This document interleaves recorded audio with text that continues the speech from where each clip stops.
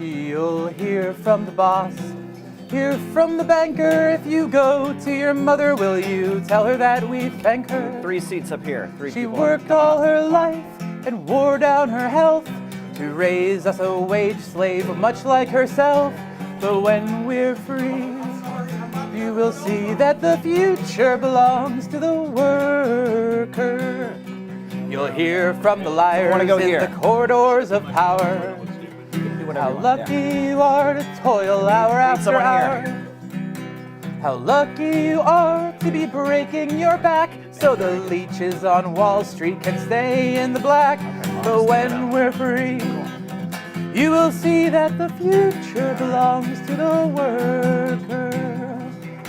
High up above, looking down from their plane, the rich ones luxuriate in ill-gotten gain. They strangle the weak, they devour the poor, and as much as they have, they will always want more. Someone want to go here? But when we're free, you will see that the future belongs to the worker. We've slept so long, but when we are strong, it's the future belongs to the worker. Awakened American worker. Thank you. And what we'll have for government when finally we're through is the politics of innovation. Hurrah, hurrah, we're gonna paint her red. Hurrah, hurrah, the way is clear ahead. We're fighting for democracy and liberty and bread with the politics of innovation. One more time. One more time. Hurrah, hurrah, we're gonna paint her red. Hurrah, hurrah, the way is clear ahead. We're gaining real democracy and liberty and bread with the politics of innovation.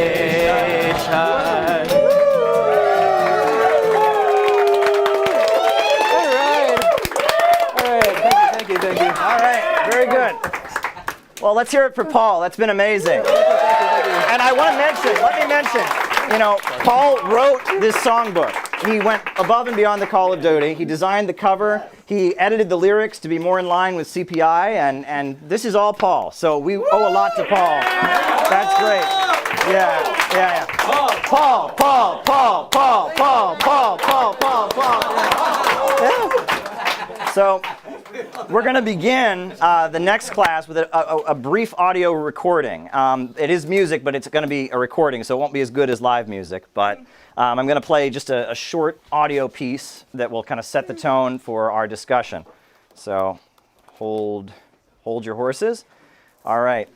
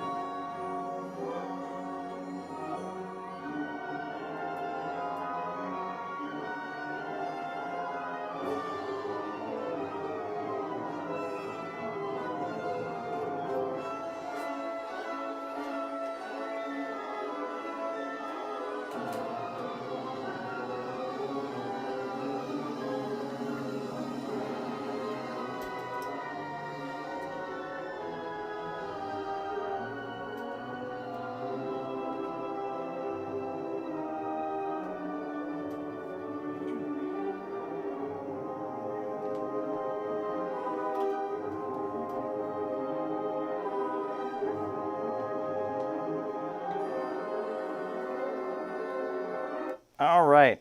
Can anyone identify that piece of music? No, actually. You're close. Is it Wagner? That's Wagner, yes. Yes, that is the climax of the Wagner ring cycle. The very final piece, the Brun-Hild Immolation scene. Can anyone who's more familiar with the opera explain what's happening in that final scene of the Wagner opera? Go ahead. I think Brun-Hilda, she was a Valkyrie, and I think she just go over the loss of a Siegfried, her lover. Yes. And that's actually all I can remember. Well, that is the famous Brun-Hild Immolation scene, where Brunhild is heartbroken that her lover Siegfried has been killed, stabbed in the back by his good friend. She proceeds to light his funeral pyre, and she then gets on her horse and rides her horse into the funeral pyre, committing suicide.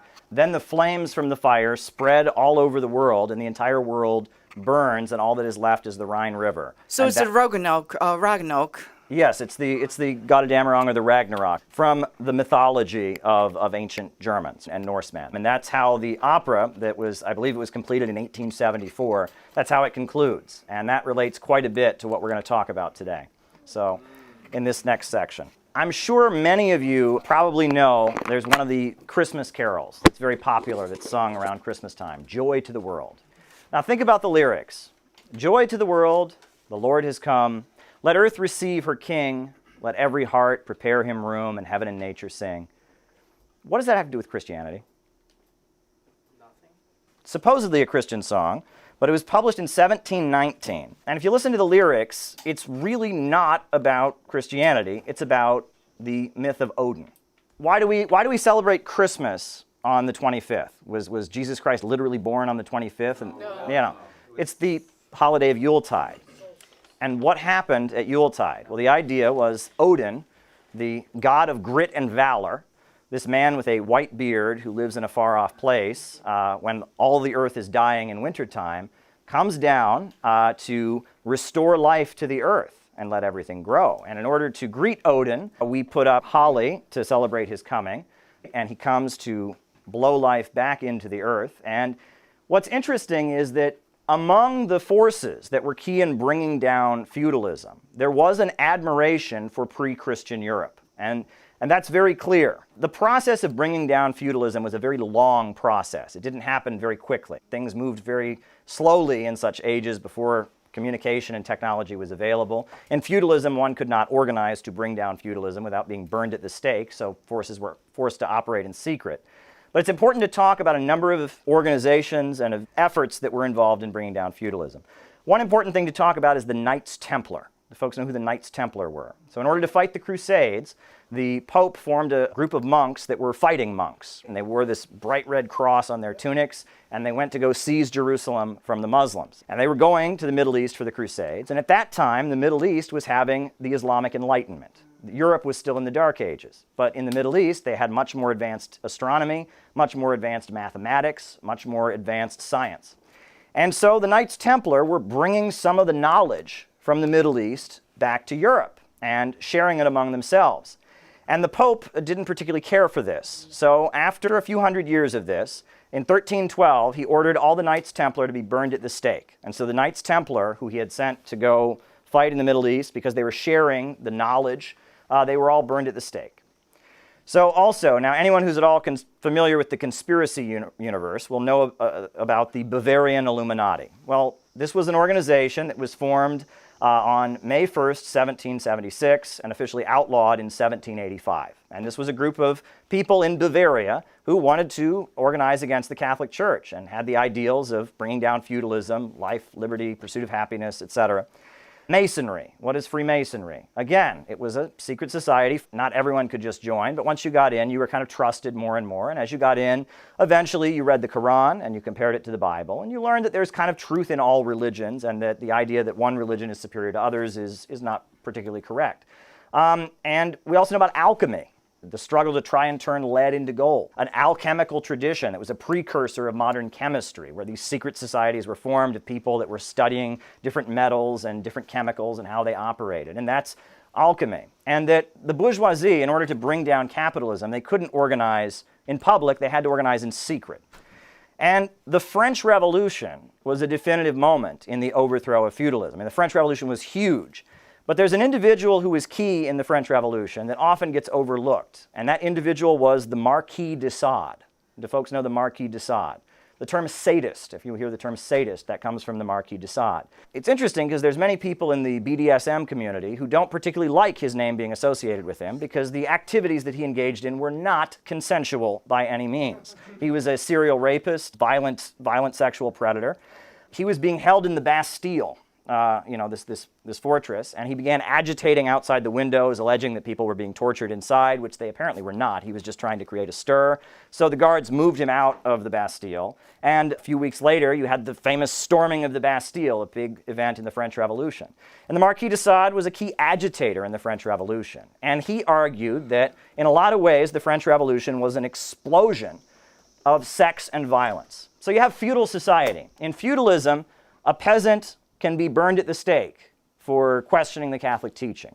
Someone can be executed for looking a landowner or a noble in the face. And the rage of the peasant is constant. Can you imagine that?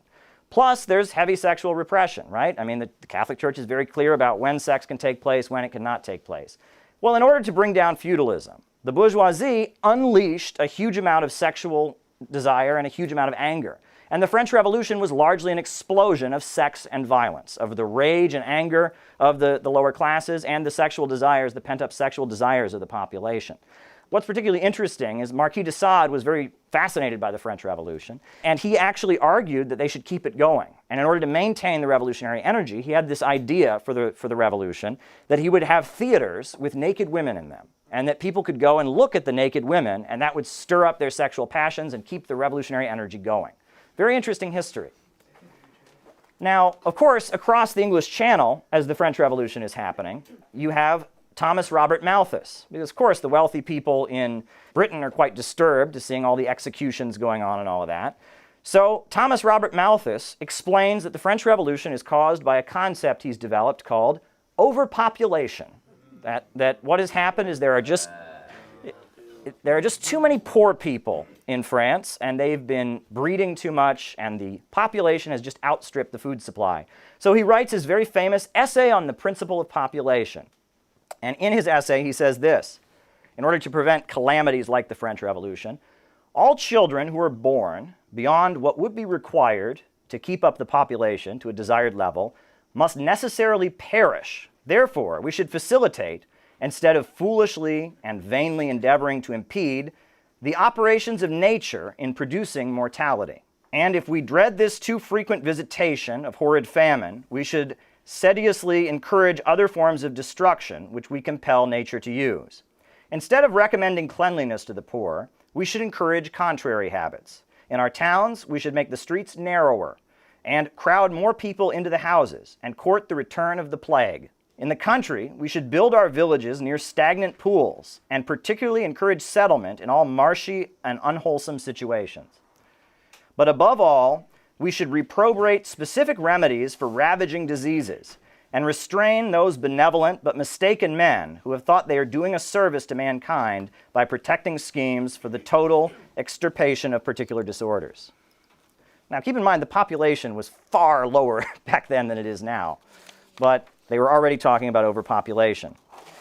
Now, at the time of the American Revolution and the French Revolution, probably the most popular book was Edward Gibbon's Fall of the Roman Empire, his analysis of the rise and fall of the Roman Empire. And it was being widely published. And you'll notice that in upstate New York, in many places, a lot of the cities are actually named after Greek and Roman cities because the founders of the United States were excessively studying the fall of the Roman Empire and basically how something like that could be prevented, what had gone wrong, and what Europe had been like before it was Christianized. Essentially, what this all gets down to is that there were really two sides to the bourgeois revolution against feudalism.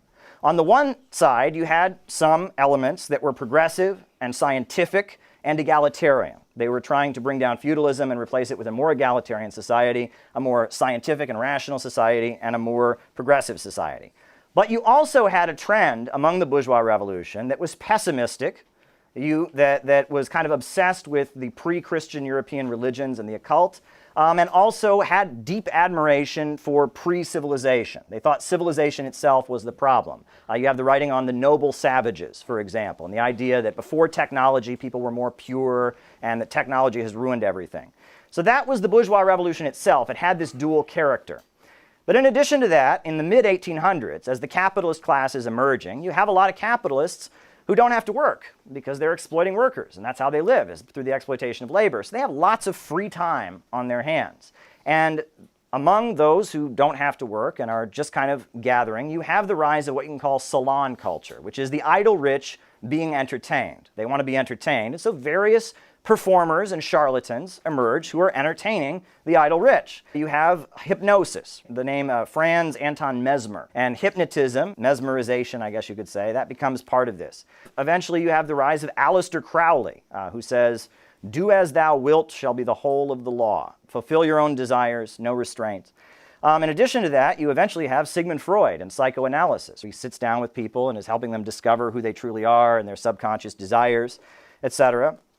Now that piece I played for you is from Wagner's Ring Cycle. And you'll notice that the end of the Wagner's Ring Cycle, it's not a happy ending. The whole world bursts into flames and is destroyed. And it seems like among salon culture, you had kind of an odd apocalyptic belief. The world is coming to an end. We've gone too far. Everything is going to kind of burst into flames for some great correction.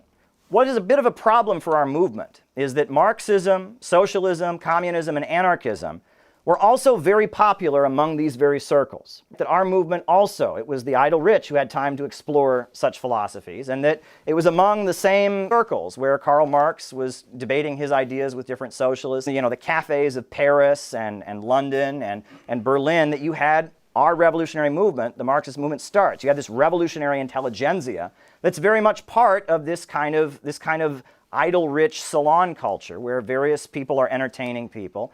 And the goals that you see, the themes in occultism, the idea that we need to go backward, not forward, the idea that we need some kind of libidic explosion of violence and terror to correct things, the focus on the individual and fulfillment of the individual and their desires, that is a big part of the revolutionary intelligentsia, but that's contrary to Marxism. We have a collective vision. We have an optimistic vision. We're marching forward. But yet, this element has stamped our movement. There is a representation of it in our movement.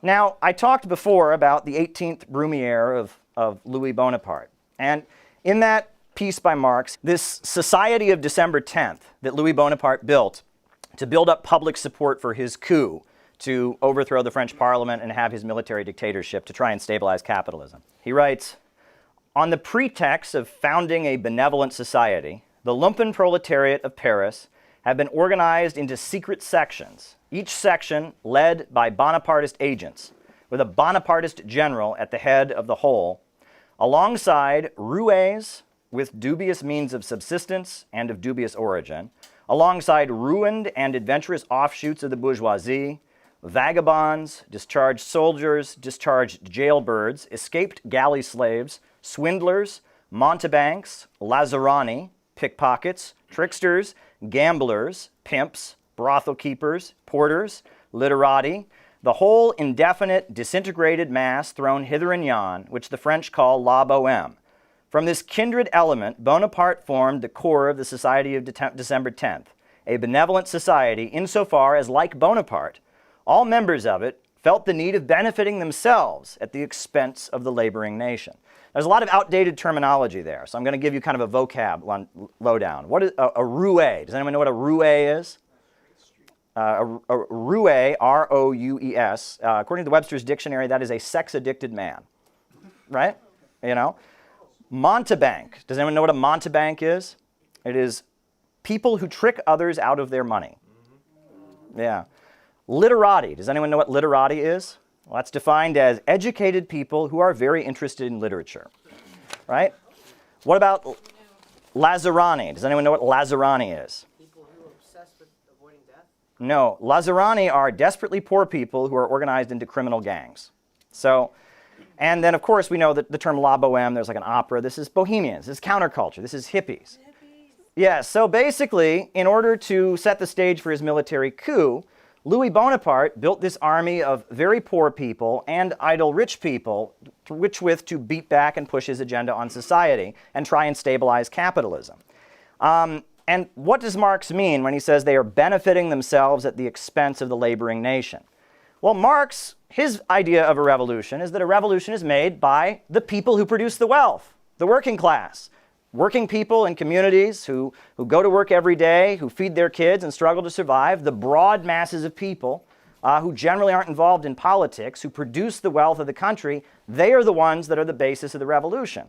But this society of December 10th that Louis Bonaparte has created is not that. It is elements that kind of swindle and live at the expense of the laboring nation. It's elements that are kind of contrary to society that are available to kind of form a mob for one section of the ruling class to push its agenda through. And that is the first part of this class. I wanted people to just kind of open up and discuss what I just shared with you all there, and then we'll go on to the next section. So there you go.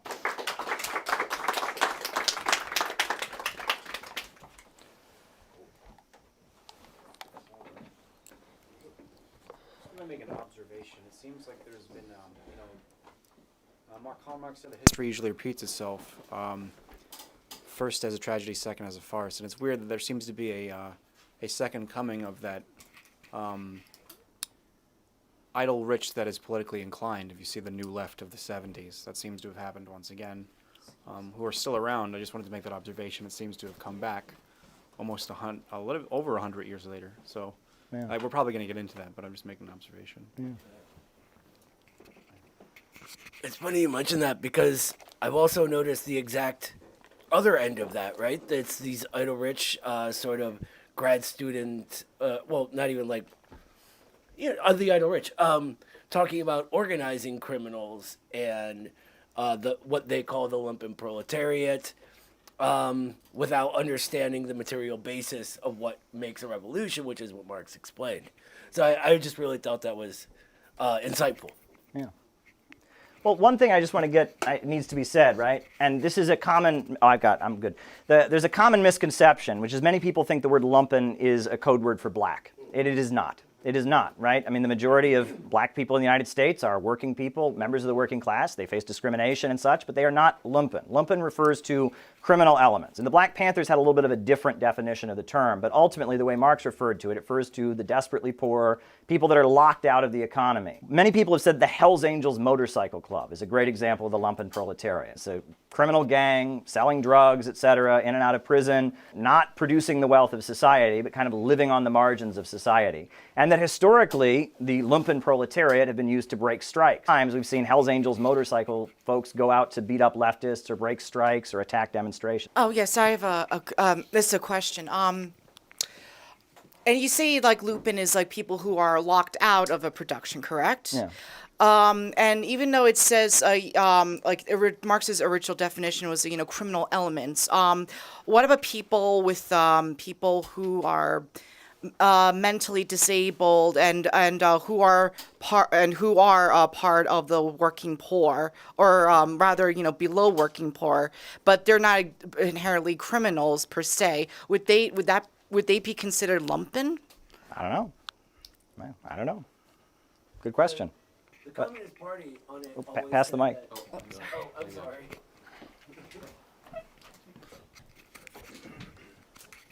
This was a big deal during the Depression, right?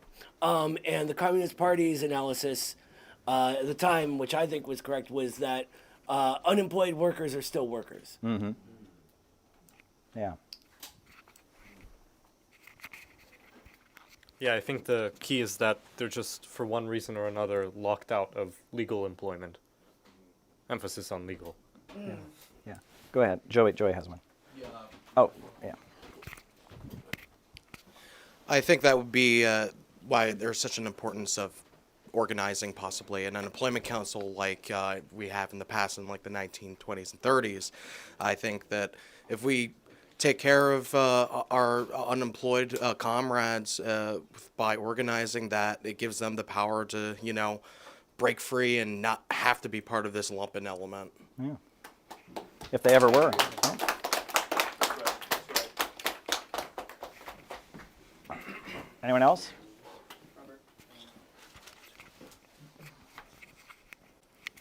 I think you said something that's very important that often gets lost. I think in the United States in particular, that saying Lumpenproletariat doesn't inherently mean somebody that's black, which I think is kind of a problem. When you say Lumpenproletariat or you say anything kind of against that, or such as, hey, drug cartels are bad and they have been historically bad for all working people, especially in the Americas, and then it's turns into a conversation of, you hate black people. Like, where did we get there, huh? And the Lumpenproletariat exists all over the world. It's not just in the United States. It's not just in countries. It's in, Argentina, where most of the population is white, or of whiter descent or whatever. But I think especially, which is key, is how Marx says that they enrich themselves, and I think it's important because the Lumpenproletariat enriches themselves off the back of the proletariat, and you have a lot of these narratives in the U.S. that the Lumpenproletariat, some people will really say, because they are oppressed, because they are outside of legal means of employment, that they are the most revolutionary because they are the most oppressed, and not understanding that the most revolutionary class is the one that controls the economy, is the one that works for everything, which is the proletariat. That's right.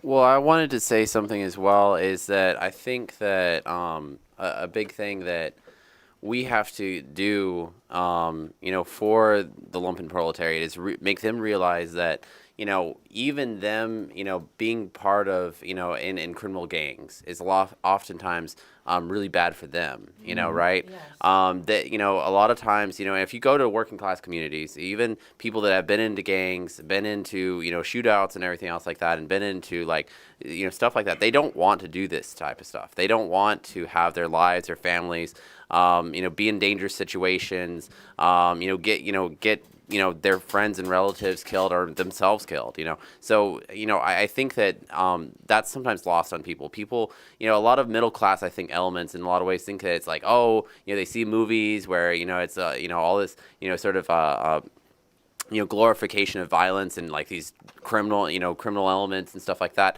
and it's not really glorifying. It's not something that it's not something that's good. Regular working people hate violence. They don't want violence in their community because they have their violence in their community every day. Mm-hmm. And so that's the reason why we have to stand against violence. We have to stand for peace. Yeah, I was just wondering if you or anyone here could give some distinction between lumpenproletariat and sort of incarcerated labor. So if there's a sort of fuzziness around criminality and lumpenproletariat, right, then, what about those communities that are targeted to become mass incarcerated, and they are then working in the carceral regime, and in turn, as a result of recidivism and lives being destroyed, they become more permanent criminals after the experience of becoming criminalized, right, by being targeted as such, right? And so, while they're in prison, they're working for free, so they're a form of slave labor, right? And so are they proletariat in that sense, even though they're not being paid? All right, so there's a certain commonality too between slave labor and wage labor, right, and how they're exploited at the point of production. And at the same time, I think once you've had the the incarceration experience, that likelihood of continuing to be a criminal, right, and then perhaps like kind of post facto becoming lumpen, so how might you distinguish that? Yeah. Well, they're certainly producing the wealth of the nation. And it's interesting how much labor is done in prisons these days, right? I mean, how much of the labor, instead of hiring people on the outside, they hire people on the inside. Yeah, go ahead.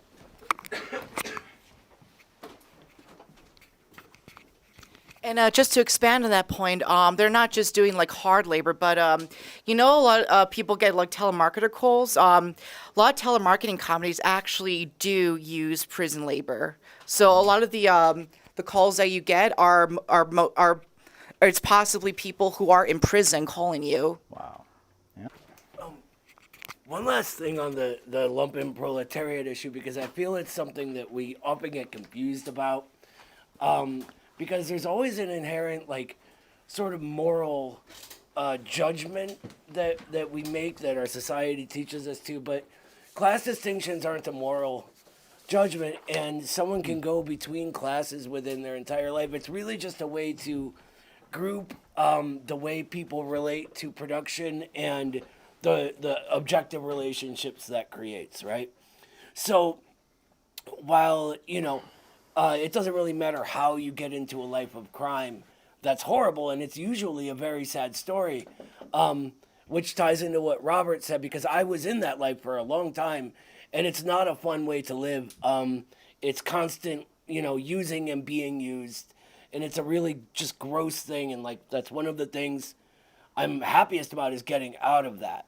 So when people tend to like glorify the Lumpenproletariat, usually they are these middle class sort of suburbanites that really have never seen it up close, because when you have, you know that that's a life you want to get out of. And bringing people up to the proletariat is a very good thing to do, Yeah.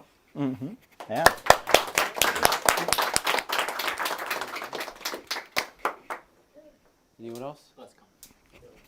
I think just to get back to that one thing, if people in prisons are like lumpen or not, I wouldn't say they are, because they're not working outside of illegal means. I mean, it's legal, it's in the carceral system.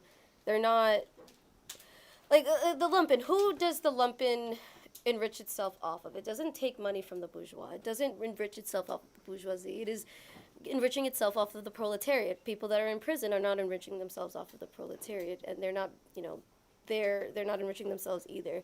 They're being forced, even if the wage is like, 3 cents, $1 an hour, it's still a wage that they're getting. I mean, maybe it's semi-feudal, maybe it's, slave-like, maybe they're proletariat, but I wouldn't say that people in prisons that are working for, these companies, working for Amazon, working for AT&T as a telemarketer, I wouldn't say that they're lumpen in that moment. It would be when they go outside, if they decide to deal drugs, if they decide to steal car parts or bike parts, whatever have you, steal from like the working class or whatever, outside of those legal means. But in that moment when they're in prison, I wouldn't say that I would consider them like a proletariat or something of the sort.